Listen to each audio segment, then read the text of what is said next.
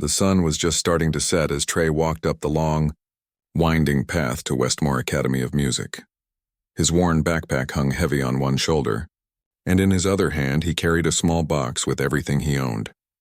Not much to show for 16 years of life, but it was all he had. 3 days ago, he had been sitting in a government office watching his social worker, Ms. Chen, make phone calls. It was his 5th foster home in 2 years, and like the others, it hadn't worked out. But this time was different. Instead of another family, Ms. Chen had found him a scholarship at one of the most prestigious music schools in the country. "You're sure they want me?" Trey had asked, not believing it. "There must be some mistake."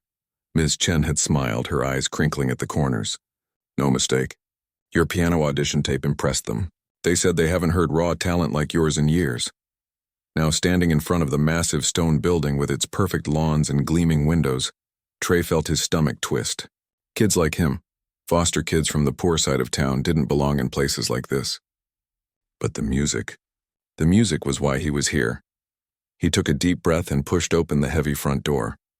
Inside, the entrance hall looked like something from an old movie: polished marble floors, high ceilings with fancy chandeliers, and a grand staircase. A tall, thin man in a crisp suit stood at a desk checking papers. "You must be Trey Wilson," the man said without looking up. His voice was cold, like he was talking about the weather and not a person. "I'm Dean Patterson. Your arrival is unexpected." Trey shifted uncomfortably. "The scholarship letter said to come today." The dean finally looked up, his eyes moving from Trey's scuffed sneakers to his faded jeans and secondhand jacket. "Yes, well, the scholarship committee sometimes makes interesting choices. Your dorm is in the East Wing, room 214. Classes begin tomorrow at 8 a.m. sharp. Don't be late." He handed Trey a key and a thick packet of papers, then turned back to his desk, clearly dismissing him. Trey stood there for a moment, uncertain, before mumbling, "Thank you, sir," and heading toward the hallway marked East Wing. The dorms were nothing like the foster homes or group homes he'd lived in. Each room had just 2 beds instead of 6 or 8 crammed together. When he opened the door to room 214, he found one half of the room already decorated with expensive-looking stuff: posters of famous pianists, shelves full of music books, and a laptop sitting on the desk. The other side, his side, was bare. Just a bed with a thin mattress, a small desk, and an empty bookshelf. Trey had just finished putting his few clothes in the dresser when the door swung open. A boy with perfectly styled hair and clothes that probably cost more than everything Trey had ever owned walked in. He stopped short when he saw Trey. "You must be the scholarship case," the boy said, his mouth twisting like he'd tasted something sour. "I'm Carter Reynolds III. My father is on the school board." "I'm Trey," he replied, holding out his hand. Carter looked at the outstretched hand and turned away. "Let's get one thing straight. I didn't ask for a roommate, especially not a charity case. Stay on your side, don't touch my stuff, and we'll be fine." Before Trey could respond, Carter grabbed his coat and headed for the door. "Some of us are going to the practice rooms. Don't wait up." The door slammed, leaving Trey alone again. He sat on the edge of his bed, wondering if he'd made a mistake coming here. But then he thought about the piano, about how the music made him feel like he belonged somewhere even when nothing else did. That's what he was here for. Not friends, not fancy rooms. Just the music. The next morning, Trey woke early. He put on his best clothes, a button-up shirt that was only slightly wrinkled and his least faded jeans, and headed to his first class. Piano performance with Professor Rivera. The classroom was actually a small auditorium with a beautiful grand piano on the stage. Students filed in, talking and laughing together. No one spoke to Trey or even looked his way. He took a seat in the back row and waited. Professor Rivera was different from what Trey expected. She wasn't old or stern-looking, but maybe in her 40s with warm brown eyes and a quick smile. She began by asking each student to introduce themselves and talk about their musical background. When it was his turn, Trey stood awkwardly. "I'm Trey Wilson. I started playing on an old keyboard at the community center when I was 7. Never had formal lessons until now." Someone snickered. Another whispered something that made others laugh. Professor Rivera silenced them with a look. "Well, Trey, we're glad to have you. Sometimes those who find their own way to music bring fresh perspectives we all can learn from." After the introductions, she announced their first assignment. "The winter showcase is in 3 months. Each of you will perform and the top 3 students will represent our school at the Regional Youth Piano Competition. Today I want to hear where you all are starting from. One by one, I'd like you to come up and play a piece of your choice. The first student played something complicated by Chopin. The next performed a piece by Rachmaninoff. Each student seemed better than the last. Playing music Trey had only heard in videos he watched on the public library computers. When his turn came, his legs felt shaky as he walked to the piano. He sat down, took a deep breath, and began to play. Not Chopin or Bach or any of the classical composers the others had chosen. Instead, he played a piece he'd written himself, something that started soft and sad but built into something hopeful and strong. When he finished, the room was silent. Then Professor Rivera started clapping and a few other students joined in, though many just stared with surprised looks. "That was unexpected, Trey," Professor Rivera said. "Your technique needs refinement, but your emotional expression is remarkable. Who taught you to compose like that?" Trey shrugged, uncomfortable with the attention. "No one. I just play what I feel." "Well, what you feel has potential. Come see me after class and we'll discuss a practice plan." After everyone had played, Professor Rivera assigned practice rooms. Each student gets 2 hours daily in their assigned room. The rooms are open from 6 a.m. to 10 p.m. She handed Trey a slip of paper. Room 17, basement level. When class ended, most students rushed out talking about lunch plans or other classes. Trey hung back, waiting to speak with Professor Rivera as she'd asked. "Trey," she said when the room had cleared, "your scholarship file says you've never had formal training, yet you play with remarkable instinct. But to compete in this school, you'll need to develop technical skills quickly." She handed him a folder of sheet music. "These are exercises and pieces to work on. I recommend starting with at least 4 hours of practice daily." Trey's heart sank. "But we only get 2 hours in the practice rooms." "Ah, yes." Professor Rivera looked thoughtful. "There's an old piano in the music library. It's not used much now, but it should be adequate for extra practice. I'll make sure you have access." "Thank you, Professor. I won't let you down." "I believe that, Trey, but I should warn you, Westmore can be challenging, especially for scholarship students. Some here believe talent is tied to privilege. You'll need to work twice as hard to prove them wrong." Trey nodded, already understanding. He'd spent his whole life being underestimated. After his conversation with Professor Rivera, Trey found his assigned practice room in the basement. Unlike the bright, airy rooms on the upper floors that he'd glimpsed earlier, Room 17 was small and windowless, with flickering fluorescent lights and peeling paint. The piano inside looked old but decent, a standard upright model. Trey sat down eagerly, placed his fingers on the keys, and pressed down. The note that came out was slightly off, not quite the right pitch. He tried another key. It stuck, refusing to return to position. Frowning, he tried a series of chords, only to find that several keys were misaligned or produced strange buzzing sounds. Someone had neglected this piano for a long time.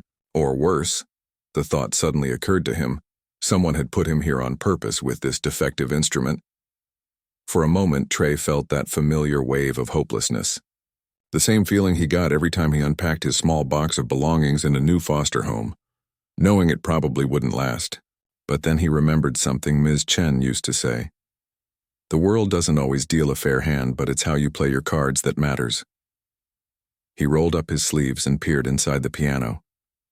His third foster father had been a handyman who sometimes fixed instruments for extra cash, and he'd shown Trey a few things. It wouldn't be perfect, but maybe he could make it playable. For the next hour, Trey worked on the piano, adjusting what he could with the few tools he had: a pencil, a ruler from his backpack, and a paperclip he'd straightened out. By the end, several keys still stuck occasionally, and the tuning was far from perfect, but it was better. He practiced until his time was up, working through the exercises Professor Rivera had given him.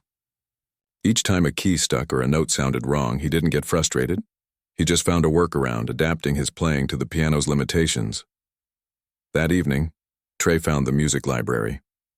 It was empty except for an elderly librarian who barely looked up when he entered. In the back corner stood another upright piano, even older than the one in his practice room, with yellowed keys and a scratch across its wooden frame. "Professor Rivera said I could practice here," Trey explained to the librarian. The old man nodded without interest. "Just keep it quiet after 8, I don't care what," Professor Rivera said. Trey sat at the piano and discovered it had its own problems. 2, keys that didn't work at all, and a pedal that squeaked loudly when pressed. But it was still a piano and he could practice.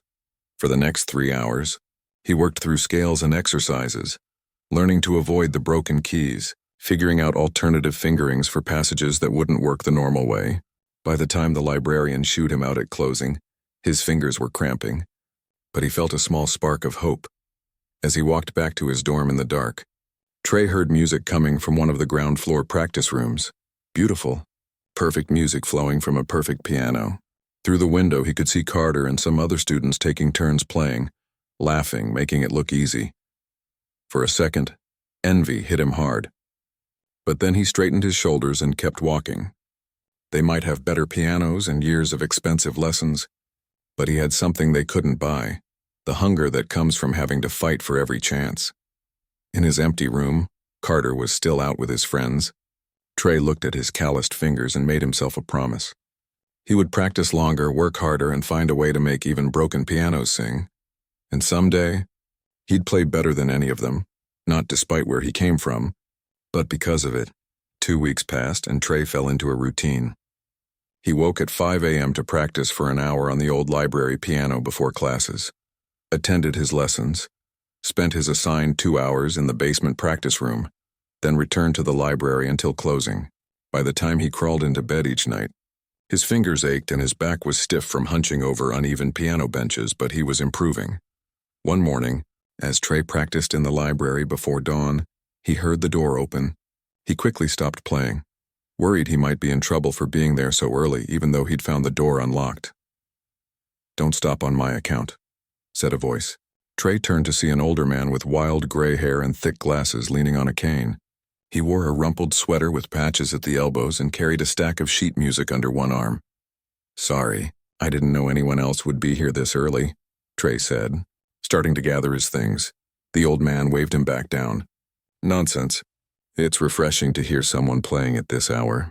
The silence gets oppressive. He limped closer and peered at the sheet music on the piano. Chopin's Etude in E Op 10 No. 3, Ambitious, Trey nodded. "Professor Rivera assigned it.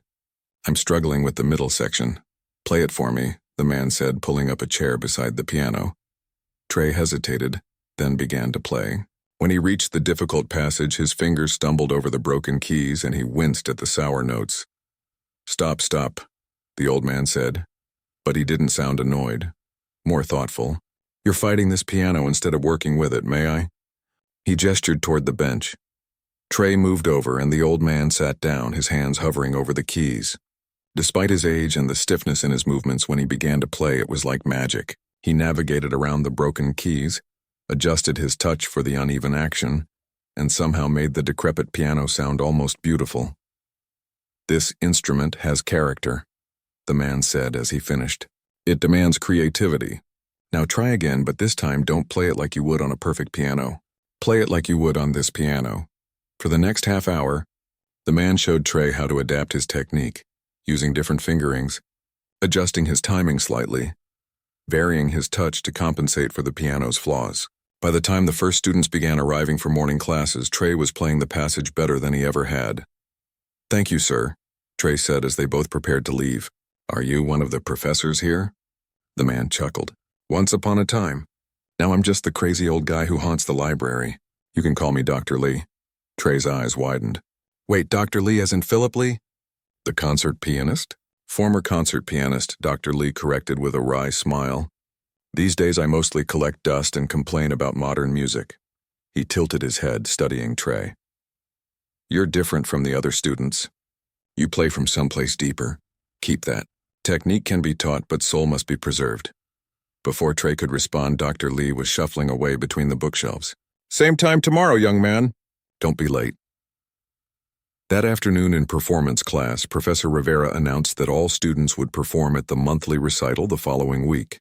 "This is not the winter showcase," she explained, "but rather a chance to practice performing under pressure and receive feedback from the faculty." Trey's stomach tightened.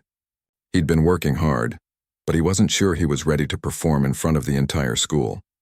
After class, Carter and his friends blocked Trey's path in the hallway. "Looking forward to your performance next week, Charity Case," Carter said with a smirk. "I hear you've been practicing on that piece of junk in the basement." Should be entertaining to watch you crash and burn. One of Carter's friends, a tall boy named Preston, laughed. Maybe we should sell tickets to the disaster. Trey tried to push past them, but they moved to block him again. What's your secret anyway? Carter asked, his voice suddenly serious. Rivera's been talking you up to the other faculty, saying you have rare emotional intelligence or some garbage. What did you do, tell her some sob story about your hard life? I just play the piano, Trey said quietly, looking Carter in the eye. Nothing else. Well, playing won't be enough next week, Carter replied. Not when you can barely handle the basics on a working instrument. Have fun embarrassing yourself. He and his friends finally let Trey pass, their laughter following him down the hall. That night, Trey couldn't sleep. Carter's words kept echoing in his head. What if he was right? What if all Trey's extra practice wouldn't matter because he'd been working with defective pianos? The recital would be on the auditorium's concert grand, a completely different instrument from what he'd been using. The next morning, Trey arrived at the library even earlier than usual, hoping to get a little extra time before his session with Dr. Lee.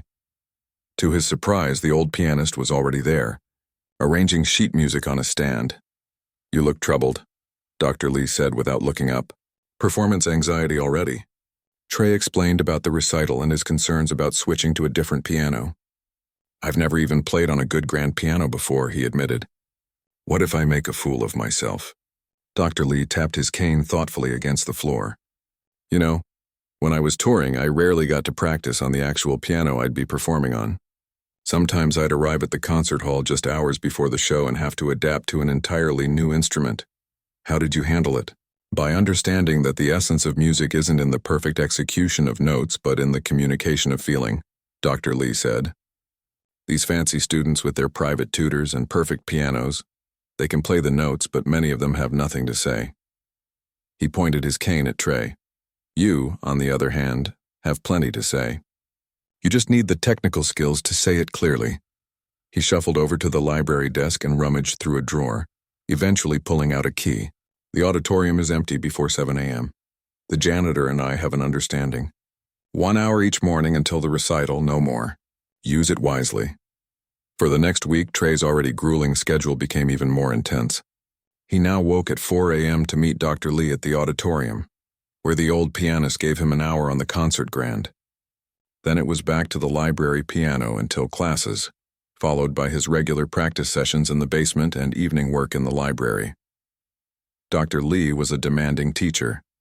He would stop Trey every few measures, making him repeat passages again and again, adjusting the angle of his wrists, the curve of his fingers, the way he used the pedals. Sometimes he'd demonstrate, his gnarled hands still capable of producing sounds of astonishing beauty and clarity. A defective piano teaches you to listen, really listen, to what you're playing, Dr. Lee explained. Most students just follow the directions on the page and assume the piano will do what it's told. But you've had to fight for every note, so you understand the relationship between your touch and the sound in a way they don't.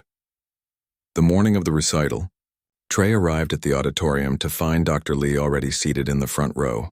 Rather than at the piano, today you play. I listen, the old pianist said. Perform your piece exactly as you will tonight. Trey took a deep breath and began to play Chopin's Etude.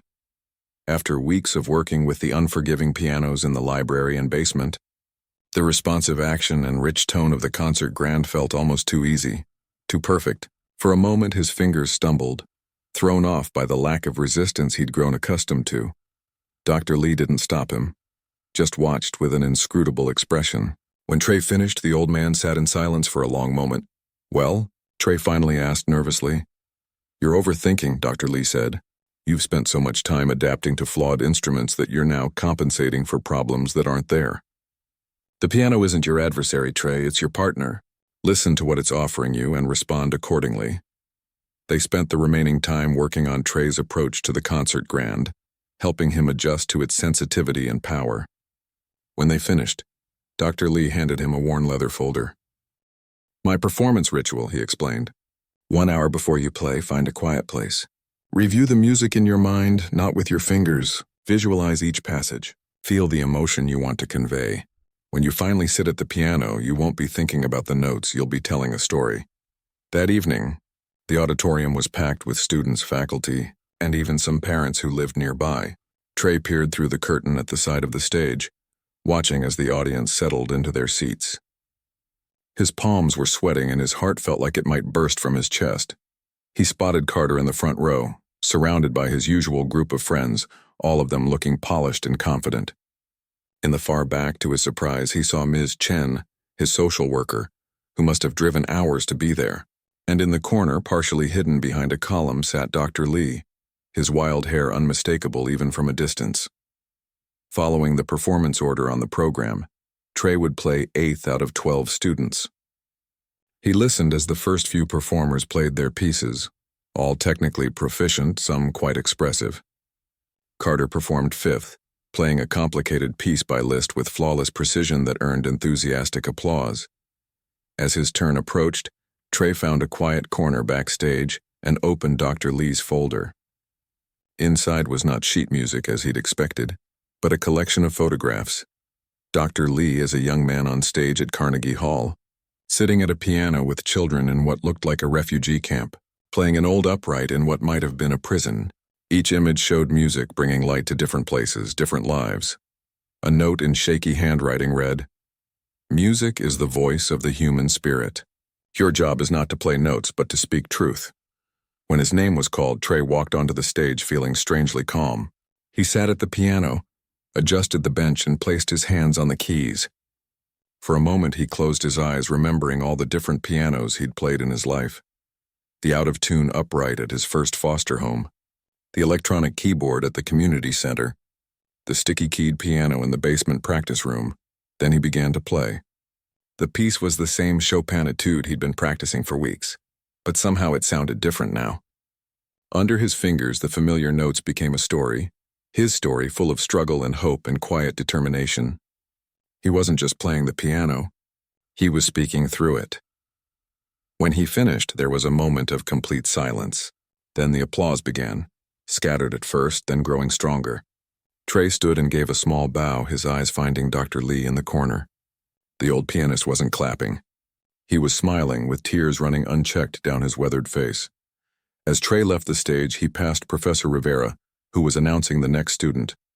She squeezed his arm and whispered, "That's what I heard in your audition tape. That's why you're here." For the first time since arriving at Westmore, Trey felt like maybe, just maybe, he actually belonged. The morning after the recital, whispers followed Trey through the hallways. Students who had never spoken to him now nodded in his direction or looked at him with curious eyes. Even his professors seemed to regard him differently, watching him more closely during classes. At lunch, as Trey sat alone at his usual corner table, a girl with short dark hair and paint-splattered jeans dropped her tray across from him. "Mind if I join you?" she asked, already sitting down. "I'm Zoe. I'm in the visual arts program, but I attend the music recitals because they inspire my paintings." "Trey," he said, surprised by the company. "Though I guess you know that already." "Everyone knows who you are after last night," Zoe said, taking a bite of her sandwich. "You played that Chopin piece like you were telling secrets. Made me want to paint the sound." Trey felt his face grow warm. "It wasn't perfect. I messed up the runs in the middle section," Zoe shrugged. "Perfect is boring. Your playing had something better. It had truth." She pulled out a small sketchbook and flipped it open. "Look." The page showed a rough sketch of Trey at the piano, but it wasn't a realistic portrait. Instead, Zoe had drawn him surrounded by swirls of color that seemed to flow from his fingers into the piano and then out into the air around him. "That's how your music looked to me," she explained. "Most of the other players were all straight lines and perfect angles. You were..." She gestured to the wild, organic shapes on the page. Before Trey could respond, a shadow fell across their table. Carter stood there with Preston and 2 other boys from their dorm. "Charity case is making friends," Carter said with a smirk. "Better be careful, art girl. He might steal your lunch money. Or worse, your scholarship spot." Zoe rolled her eyes. "Shouldn't you be off somewhere counting your trust fund, Reynolds?" Carter's face darkened. "Watch yourself." "My father is on the school board," Zoe finished for him. "We know. It's practically your catchphrase." She turned back to Trey, dismissing Carter entirely. "Anyway, there's an underground gallery opening Friday night in the old boiler room. Student work only, no faculty allowed. You should come." Carter wasn't used to being ignored. He grabbed Trey's juice carton and squeezed it, sending orange juice spilling across the table and onto Trey's only clean uniform shirt. "Oops," Carter said, his voice full of fake concern. "Looks like you had an accident. Better go change before your next class. Oh wait, you probably don't have another shirt, do you?" Trey stood up slowly, feeling juice seep through his shirt. For a moment he considered throwing a punch. Imagined the satisfying crunch it would make against Carter's perfect teeth, but that's exactly what they wanted, a reason to get him kicked out. "Thanks for the invite, Zoe," he said quietly. "I'll try to make it Friday." Then he walked away, back straight, ignoring the laughter behind him. That afternoon, Professor Rivera stopped him after class. "The faculty met this morning to select students for special mentorship ahead of the winter showcase," she said. "Based on your recital performance, you've been paired with Dr. Lee." Trey couldn't hide his surprise. "Dr. Lee is part of the mentorship program?" "He told me he wasn't a professor anymore." Professor Rivera smiled. "Officially, he's emeritus faculty. He hasn't taken a student in nearly 5 years, but he specifically requested you." She handed Trey a sealed envelope. "Your new schedule. You'll meet with him 3 times a week in addition to your regular classes." As Trey headed to his basement practice room, he felt lighter than he had in weeks, despite the juice stain on his shirt and the knowledge that he'd have to wash it in the bathroom sink again tonight. Dr. Lee had chosen him.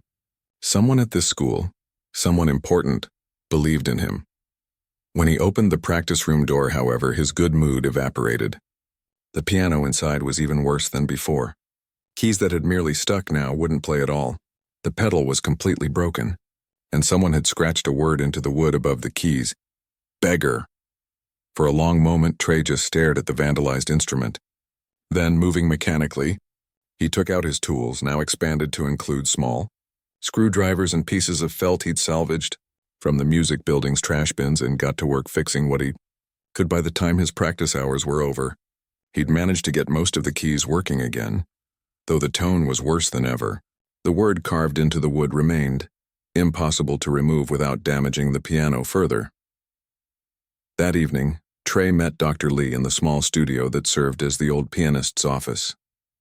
Unlike the sleek modern spaces used by other faculty, Dr. Lee's room was cluttered with books, old records, and strange souvenirs from his touring days. A battered upright piano stood against one wall, surrounded by towers of yellowed sheet music. "Sit," Dr. Lee instructed, pointing to the piano bench. "Tell me what happened to your practice piano." Trey hesitated, then described the vandalism. Dr. Lee's face darkened as he listened. "And you fixed it yourself?" "Again?" Trey nodded. "Show me your hands," the old man demanded. When Trey held them out, Dr. Lee examined them closely, noting the calluses and small cuts from working inside the piano's mechanism. "You have the hands of both a pianist and a piano technician," he said finally. "Unusual combination." He limped over to a filing cabinet and pulled out a folder.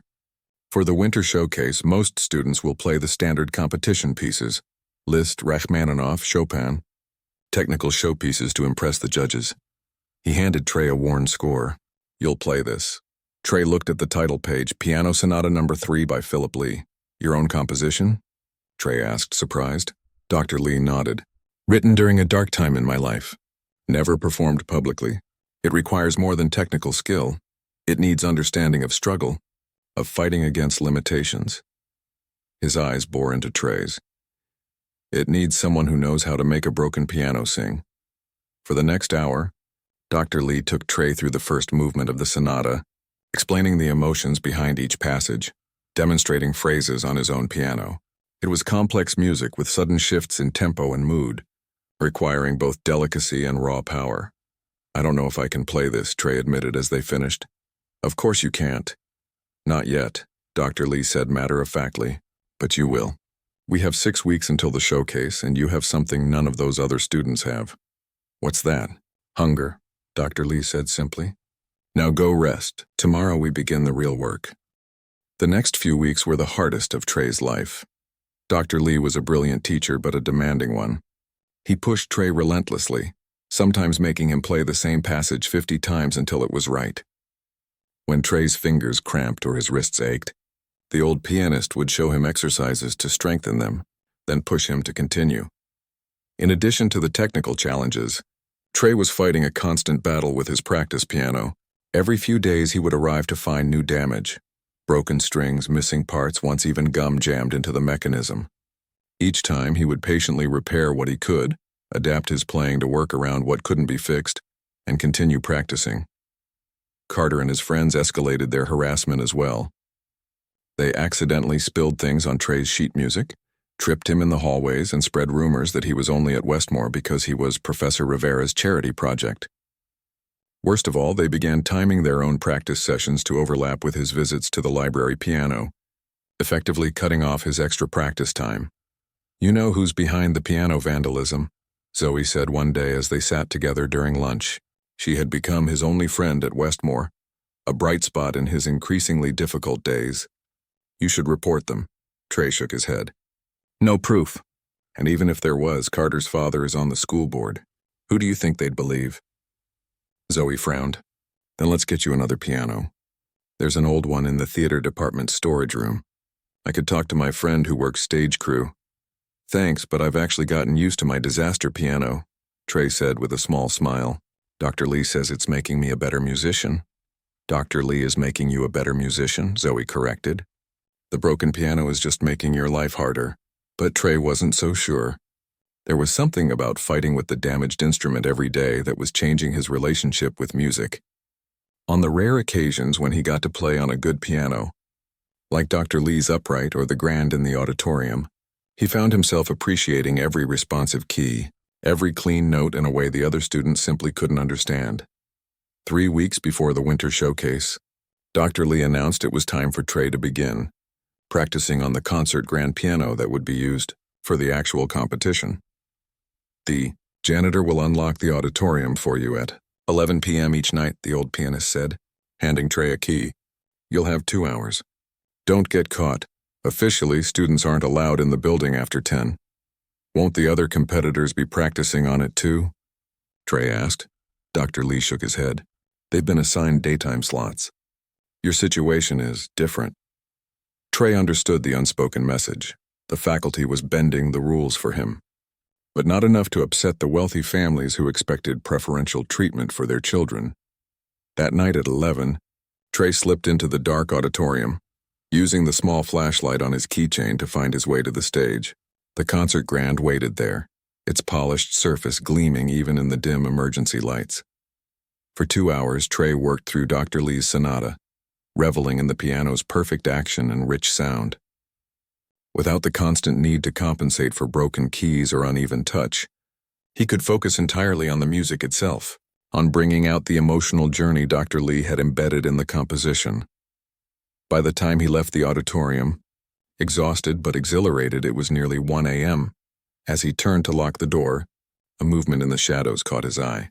"Late night practice, Wilson?" Dean Patterson stepped into the pool of light from a street lamp, his thin face set in a disapproving frown.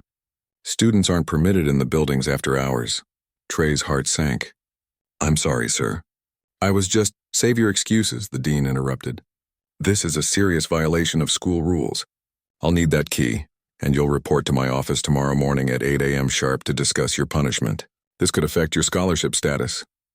As he handed over the key, Trey felt a cold dread settling in his stomach. If he lost access to the concert grand, how could he properly prepare for the showcase? And if his scholarship was revoked, where would he go? Back into the foster system, to wait out the months until he turned 18 with no high school diploma, no future? For the first time since coming to Westmore, Trey felt truly defeated. He had worked so hard, pushed through every obstacle only to be stopped by a rule he hadn't even known he was breaking. That night, lying awake in his dorm room, he made a decision. He wouldn't give up, not yet. Tomorrow he would face the dean, accept whatever punishment was given, and find another way forward. There was always another way if you wanted something badly enough, and Trey wanted this. Wanted to prove that he belonged at Westmore. Wanted to play Dr. Lee's sonata for the world. Wanted to show everyone who had ever underestimated him that where you came from didn't determine where you could go. As dawn broke outside his window, he finally drifted off to sleep, his fingers still moving slightly against the blanket, playing the phantom keys of a piano that wasn't there. Trey stood outside the dean's office at 7:55 the next morning, his stomach in knots. He'd barely slept, and his wrinkled uniform showed it. Through the frosted glass, he could hear voices. The dean wasn't alone. At precisely 8 a.m., the door opened, and Dean Patterson gestured him inside. To Trey's surprise, both Dr. Lee and Professor Rivera were already seated in the office. "Mr. Wilson," the dean began coldly, "you were found in the auditorium well past permitted hours. This is a serious violation that would typically result in disciplinary probation at minimum." Trey nodded, not trusting himself to speak. Probation would mean no participation in the winter showcase. However, the dean continued, clearly displeased, "Your mentors have spent the past hour advocating on your behalf." He shot an irritated look at Dr. Lee and Professor Rivera. "They seem to believe that your special circumstances warrant special consideration." Dr. Lee thumped his cane on the floor. "The boy needs access to a proper instrument, Reginald. You know as well as I do what's been happening to his practice piano." "Unsubstantiated allegations," the dean replied stiffly. "Unsubstantiated?" Dr. Lee scoffed. "The word beggar was carved into the wood. Who do you think did that, the piano fairy?" The dean's lips thinned. "Without proof of who vandalized school property." "This isn't about vandalism," Professor Rivera cut in, her voice calmer but no less firm. "This is about ensuring that every student has an equal opportunity to prepare for the showcase. Trey has been assigned a substandard practice instrument from the beginning, and we both know it wasn't accidental." Trey looked between the three adults, realization dawning. His defective piano hadn't been random bad luck. Someone had deliberately given him the worst instrument in the school. The dean shifted uncomfortably. The practice room assignments were made according to standard procedures. Procedures that happened to put scholarship students in the basement with the broken pianos, Dr. Lee said dryly. "Very convenient." A heavy silence filled the room. Finally, the dean sighed. "Here's what I'm prepared to offer. Mr. Wilson will receive a formal warning rather than probation, allowing him to participate in the showcase. He will be assigned a new practice room with a functioning piano." Trey felt a surge of relief, but Dr. Lee wasn't finished. "And his after-hours access to the concert grand?" the old pianist demanded. The dean shook his head. "Impossible. It would set a precedent.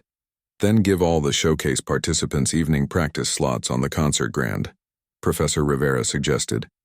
"Rotating schedule signed in and out through security. Nothing special for any one student, just equal access for everyone." After more negotiation, the dean finally agreed. Trey would have access to the concert grand 3 evenings a week. Less than before, but better than nothing. And his new practice room would be on the second floor with the other showcase participants, with a piano that actually worked properly. As they left the office, Trey turned to his mentors. "Thank you," he said simply. "I don't know what I would have done if—" "Don't thank us yet," Dr. Lee interrupted gruffly. "You've lost valuable practice time. We'll need to work twice as hard to get you ready." But despite his harsh words, there was a glint of pride in the old man's eyes. "Meet me in my studio after your last class. We're going to run through the entire sonata today." Later that day, Trey found his new practice room. The difference was immediate and dramatic. Clean, well-lit, with a baby grand piano that, while not new, was perfectly maintained. He ran his fingers over the keys, marveling at how evenly they responded, how clearly they sounded. For the first few minutes, he just played scales, enjoying the simple pleasure of a piano that worked the way it was supposed to. Then he opened Dr. Lee's sonata and began to practice in earnest. Losing himself in the music, he was so absorbed that he didn't notice the door opening until a voice interrupted his concentration. "So, this is where they moved you?" Trey looked up to find Carter leaning against the doorframe, arms crossed.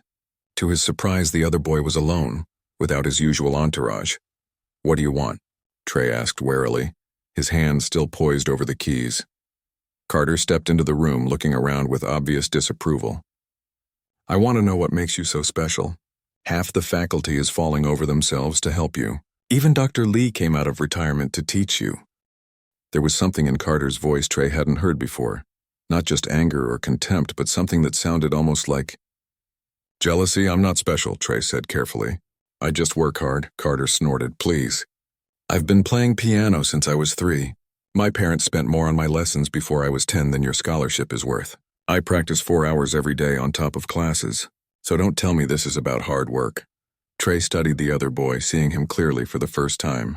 Behind the arrogance and cruelty was something unexpected. Fear. Carter was afraid of him, afraid of what his success might mean. Maybe it's not about how much you practice, Trey suggested quietly. Maybe it's about why you practice. What's that supposed to mean? Trey thought for a moment. You play because it's expected. Because your parents paid for those lessons and you need to prove they got their money's worth. I play because music is the only thing that's ever made sense to me. The only thing that's ever been completely mine. Carter's face flushed. You don't know anything about me or why I play. Maybe not, Trey acknowledged. But I know Dr. Lee chose me because I play from somewhere real. And I think that scares you more than anything. The idea that all your advantages might not be enough. For a moment, Trey thought Carter might hit him. The other boy's hands clenched into fists, his face twisted with emotion. But then he turned abruptly and walked to the door. Enjoy your new piano while you can, he said over his shoulder. The Winter Showcase judges don't give pity points for sad backstories. They care about perfection and you're nowhere close. The door slammed behind him. Trey sat motionless for a long moment, Carter's words echoing in his head. Was the other boy right? Would all his hard work, all Dr. Lee's teaching, be worthless against the years of advantage the other students had? The doubt followed him to his session with Dr. Lee that afternoon. As they worked through the sonata, Trey found himself making mistakes in passages he'd previously mastered, his fingers stumbling over transitions, his timing off. After a particularly rough section, Dr. Lee stopped him. Your body is here, but your mind is elsewhere, the old pianist observed. What happened? Reluctantly, Trey recounted his conversation with Carter. Dr. Lee listened without interrupting, his weathered face thoughtful. He's not entirely wrong, you know, Dr. Lee said when Trey finished. The judges at the showcase do value technical perfection. Most of them come from the same world as young Mr. Reynolds. Privileged, traditional, impressed by pedigree and Polish. Trey's heart sank, but Dr. Lee wasn't finished.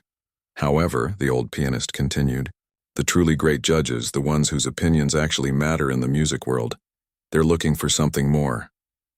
Something rarer. He tapped the score in front of them. That's why I chose this piece for you. It's not a technical showpiece like what the others will play. It's a story told through music. My story, but it could be yours too. He stood and limped to the window, looking out at the school grounds as he spoke. I wrote this sonata after an accident ended my performance career. My right hand was crushed, and though the doctors saved it, I never regained the speed or dexterity needed for the concert stage. Trey looked at Dr. Lee's gnarled right hand with new understanding. For months, I was lost in bitterness, Dr. Lee continued. Then one day I sat down at the piano and just played. Not the virtuosic pieces of my past, but something new. Something that expressed the pain and the loss, but also the determination to find a new path. He turned back to Trey. That became this sonata. He returned to the piano, sitting beside Trey on the bench. Listen to how the left hand carries the melody here while the right hand plays a simplified accompaniment. I wrote it that way because of my limitations. But that constraint gave the music an unexpected quality, a struggle that becomes its own kind of beauty.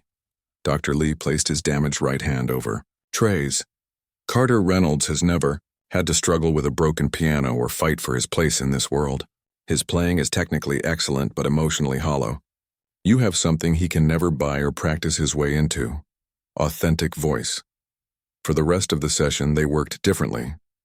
Instead of focusing only on technical precision, Dr. Lee asked Trey to connect each passage to his own experiences. The loneliness of the foster system, the small moments of kindness from people like Ms. Chen, the determination that had brought him to Westmore. Under the old pianist's guidance, Trey began to transform the sonata from Dr. Lee's story into his own. The 2 weeks before the Winter Showcase passed in a blur of intensive practice. Between his regular classes, individual sessions with Dr. Lee, and evening practices on the concert grand, Trey barely had time to eat or sleep. But something was happening to his playing, a deepening, a maturing that even he could recognize.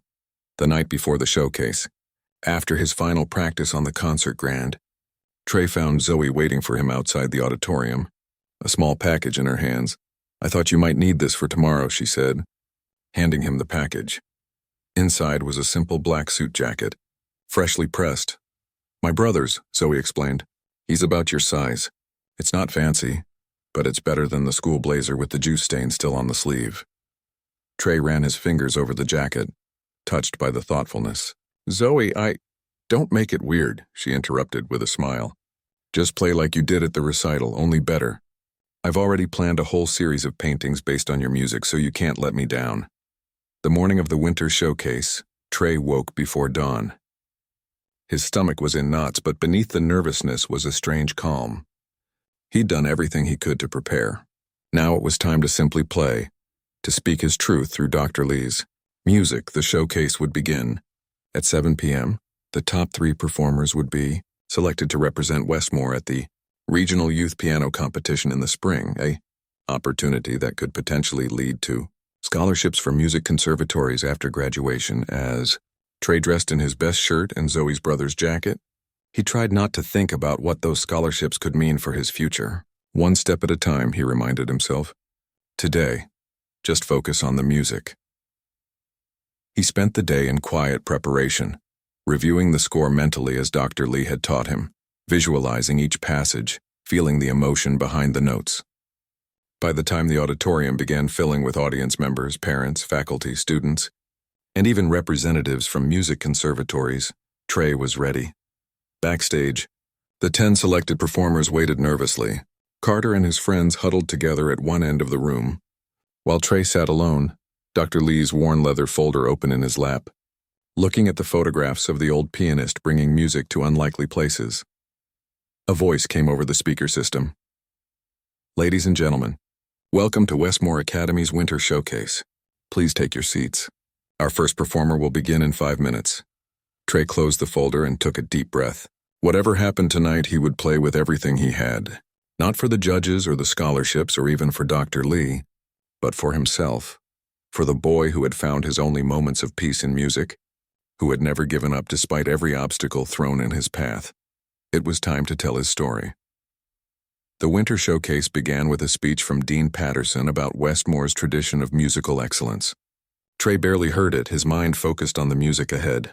He would be performing last, a position that could be either an advantage or a curse.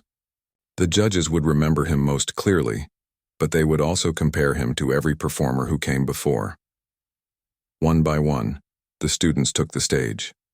As expected, they chose technically impressive pieces: Liszt's Hungarian Rhapsodies, Rachmaninoff's Preludes, Chopin's most challenging etudes. Each performance was polished to near perfection, the result of years of training and countless hours on well-maintained instruments. Carter performed 7th, playing Liszt's La Campanella, one of the most difficult pieces in the piano repertoire. His fingers flew across the keys with astonishing speed and precision, drawing gasps from the audience during particularly complex passages. When he finished with a dramatic flourish, the applause was immediate and enthusiastic. As Carter exited the stage, he passed Trey waiting in the wings. "Try to top that," he whispered with a smirk. 2 more students performed, both excellent, both receiving strong applause. Then the announcer's voice. "Our final performer tonight is Trey Wilson, playing Piano Sonata No. 3 by Philip Lee." A murmur rippled through the audience at the mention of Dr. Lee's composition. Most people knew the old pianist had written music but had never heard it performed publicly. Even the judges leaned forward with increased interest. Trey walked onto the stage, the bright lights momentarily blinding him. As his eyes adjusted, he could make out faces in the audience. Professor Rivera in the 3rd row, Ms. Chen near the back, Zoe off to one side with her sketchbook open on her lap. And there, in his usual corner seat, partially hidden by a column, sat Dr. Lee, his wild hair unmistakable even from a distance. The concert grand piano waited center stage, its lid raised to project the sound throughout the auditorium. Trey sat down, adjusted the bench, and placed his hands on the keys. For a moment, he was struck by a wave of doubt. What was he doing here? Competing against students who had been training their whole lives. Carter's words echoed in his mind. The judges don't give pity points for sad backstories. Then his eyes found Dr. Lee again. The old pianist gave a barely perceptible nod, and suddenly Trey remembered what this was about. Not impressing the judges or beating Carter or even winning a spot in the competition. It was about telling a truth through music that couldn't be expressed any other way. He began to play. The sonata opened softly, with a simple, almost hesitant melody in the left hand while the right hand provided sparse harmony. As the piece progressed, the melody grew more confident, building in complexity and emotion. The second movement shifted into something darker, more turbulent, the musical embodiment of struggle and loss. And the final movement transformed those same themes into a powerful statement of resilience, of beauty found in broken places. Throughout the performance, Trey remained fully immersed in the music, unaware of the audience, the judges, even the piano itself. He was no longer playing notes on a page. He was speaking directly from his heart, telling the story of every broken piano he'd forced to sing, every obstacle he'd overcome, every moment of doubt he'd pushed through. When he played the final chord, letting it resonate and then fade into silence, he almost couldn't believe it was over. For a moment, no one moved or spoke. Then the applause began, scattered at first, then building until the entire auditorium was on its feet. Through the blur of stage lights, Trey could see Dr. Lee struggling to stand, leaning heavily on his cane, but determined to join the standing ovation. The sight brought unexpected tears to Trey's eyes. He stood and bowed quickly, then left the stage as the applause continued behind him. Backstage, the other performers waited with varying expressions of surprise, respect, and in some cases concern. Carter stood apart from the others, his face unreadable, his usual entourage nowhere to be seen. "The judges will now deliberate," announced Dean Patterson's voice over the speaker system. "Please enjoy refreshments in the lobby. Results will be announced in approximately 30 minutes. Trey found a quiet corner to sit and decompress, still riding the emotional wave of the performance. Whatever the judges decided, he had played his best, had spoken his truth through the music. That knowledge brought a sense of peace he hadn't expected. A shadow fell across him. He looked up to find Carter standing there, his expression still impossible to read. "That wasn't Liszt or Chopin," Carter said, his voice oddly flat. "It wasn't a competition piece," Trey shrugged. "It was the right piece for me. The judges prefer standard repertoire, technical showpieces with established criteria for evaluation." Carter spoke like he was reciting from a textbook, but there was uncertainty beneath the words. "Maybe," Trey acknowledged, "but I didn't choose it to impress the judges." Carter studied him for a long moment. "Why did you choose it then?" The question seemed genuine, without the usual mockery. Trey considered his answer carefully. "Because it says something true," he finally replied. "About Dr. Lee's life, about my life, about how limitation can become its own kind of strength." Carter's brow furrowed. "That's not why people play piano. It's about mastery, about perfection." "Maybe for you," Trey said. "For me, it's about connection, about using music to say things I don't have words for." Before Carter could respond, Professor Rivera appeared, her face alight with excitement. "Trey, the judges are asking about the sonata. Dr. Lee is speaking with them now." She turned to Carter with a professional smile. "Excellent performance tonight, Mr. Reynolds. Very impressive technique." Carter nodded stiffly, then walked away without another word. The 30 minutes stretched to 45 as the judges' deliberation continued. Students and parents mingled in the lobby, speculating about the results. Trey found Zoe near the refreshment table, her sketchbook filled with swirling drawings inspired by his performance. "These are amazing," he said, looking through her work. "Not as amazing as your playing," Zoe replied. "You made half the audience cry, including my stone-hearted art teacher who claims music is inferior to visual arts." Finally, everyone was called back into the auditorium for the results. Dean Patterson took the stage, alongside the three judges, distinguished musicians from conservatories and symphonies across the country. "Before we announce the 3 students selected to represent Westmore at the regional competition," the dean began, "the judges would like to make a special statement." An older woman with silver hair stepped forward. "My name is Dr. Helena Berg, and I serve as head of piano studies at the National Conservatory. Tonight we witnessed something extraordinary. A young musician bringing to life a previously unheard composition with remarkable emotional maturity." She looked directly at Trey in the audience. "Mr. Wilson, your performance transcended technical considerations. You made us feel the composer's intent in every phrase, every nuance. That quality cannot be taught. It is the rare gift that separates skilled pianists from true artists." Trey felt his face grow warm, as people turned to look at him. Now, Dean Patterson continued, the 3 students who will advance to the regional youth piano competition are. A tense silence fell over the auditorium.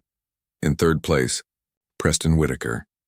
Polite applause as Preston, one of Carter's friends, stood with a satisfied smile. In 2nd place, Carter Reynolds. More substantial applause. Carter rose, his expression a mixture of relief and disappointment. Not 1st place, but still advancing. And in 1st place, representing Westmore Academy at the regional competition, Trey Wilson. The auditorium erupted in applause and cheers. Zoe grabbed his arm and shook it excitedly. Nearby students patted his back or nodded in acknowledgement. As Trey made his way to the stage to join the other winners, he caught sight of Carter's face.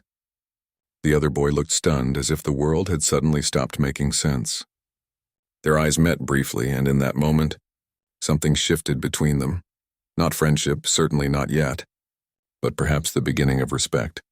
On stage, Dean Patterson handed each winner an official certificate and announced that they would receive specialized coaching in preparation for the regional competition in April. As the applause finally died down, and people began filing out of the auditorium, Trey spotted Dr. Lee waiting at the side of the stage. "Well done," the old pianist said gruffly when Trey approached. "You played it better than I ever could even before my accident." "That's not true," Trey began, but Dr. Lee waved him off. "It is true. You found things in the music I didn't know were there." His weathered face broke into a rare smile. "Now the real work begins. The regional competition will be far more challenging, with students from across the country. And we only have 3 months to prepare. Do you think I have a chance?" Trey asked honestly. Dr. Lee considered the question. "A chance? Yes.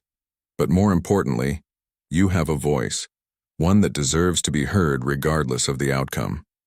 As they walked together toward the exit, they passed the now empty stage with its magnificent concert grand piano. Trey paused, looking back at the instrument that had helped him tell his story tonight. "I never thanked you," he said suddenly. "For what?" Dr. Lee asked. "For seeing something in me worth believing in. For teaching me that the broken places don't have to be the end of the story." Dr. Lee nodded slowly. "I saw myself in you, the part of myself I feared was lost after my accident. You reminded me why I became a musician in the first place." He placed a hand on Trey's shoulder. "Now let's go celebrate. Ms. Chen and Professor Rivera are waiting, and I believe your friend with the sketchbook has organized some sort of gathering in your honor." As they left the auditorium together, Trey thought about the journey that had brought him here, from a foster kid with a salvaged keyboard to a competition winner with a future suddenly opening before him. The path hadn't been easy, and there would be more challenges ahead. The regional competition, conservatory applications, figuring out life after Westmore. But tonight had proven something important, that sometimes the very obstacles meant to hold you back can become the source of your greatest strength. That a defective piano, given to mock a foster kid who dared to reach beyond his place, could become the unlikely training ground for a genuine artist. That broken things and broken people still had music inside them, waiting to be heard. As he stepped out into the cool night air, surrounded by people who believed in him, Trey Wilson knew that whatever came next, he would face it the same way he'd faced everything else, by finding the music in the struggle, the beauty in the broken places, and the strength to keep playing note by note, day by day. No matter what, the defective piano hadn't defeated him. It had defined him, and in the end it had helped him win.